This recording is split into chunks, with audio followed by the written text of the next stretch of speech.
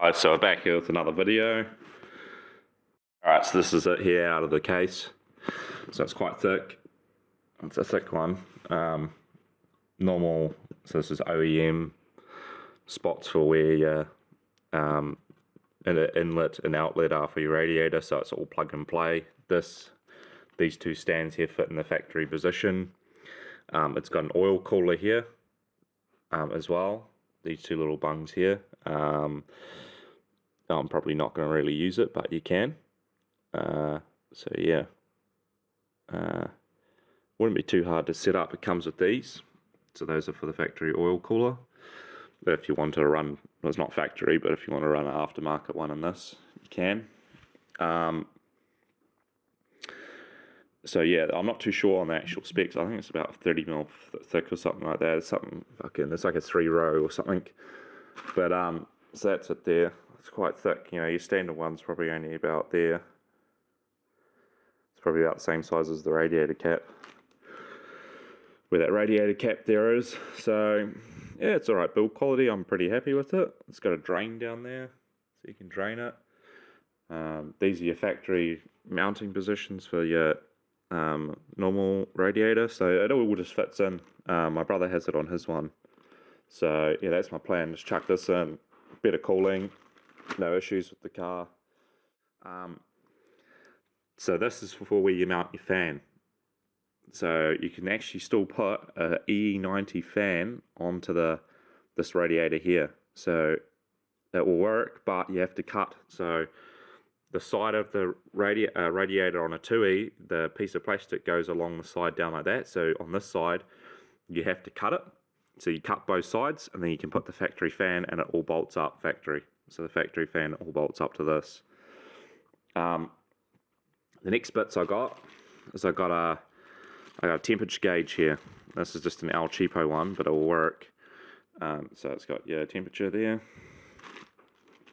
And then it comes with the sensors, the bracket, the whole lot. So that's the next piece of the puzzle. And then I've got one of these. So this goes in between your radiator hoses, and then that will slip straight into there. So I'll open this up and I'll give you a bit of a demo. Alright, so we're back. So yeah, this is the piece here, the little black splitter.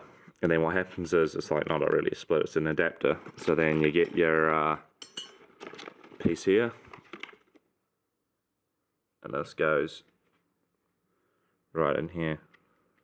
You just screw that in.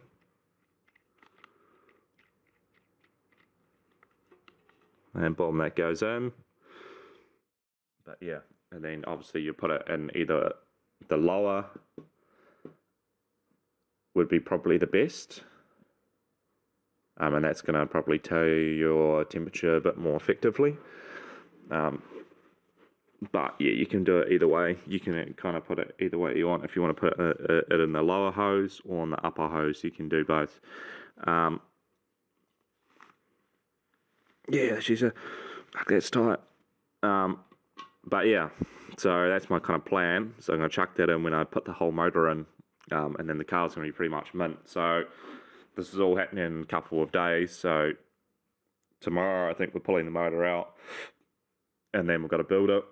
Chuck all the accessories from my motor that's currently in my car on it, like cam belt, idler, and all that sort of stuff, which we'll do. Tensioners and all that. Alternator bracket, and then we're swapping the head off my motor straight onto the new block, because the head on mine's mint. It's been all rebuilt, so that's kind of the plan. Yeah, you can get these. These are fucking. We've already tried them. They're a good bloody product. They're just like, they're not cheap. They're on the expensive side, kind of, but it's fucking worth it, because you can try get a upgraded one for a 2E, and good luck finding one, because you just don't really find them. But even if you do find one, you're going to pay probably the same amount as getting one of these. This is a 4H one. It's $250. Can't go wrong. All these are all the same. They're a little bit bigger though. I think they're about 2 mil bigger, but you can still put the original hoses and shit onto these. So everything pretty much fits up, which is fucking mint.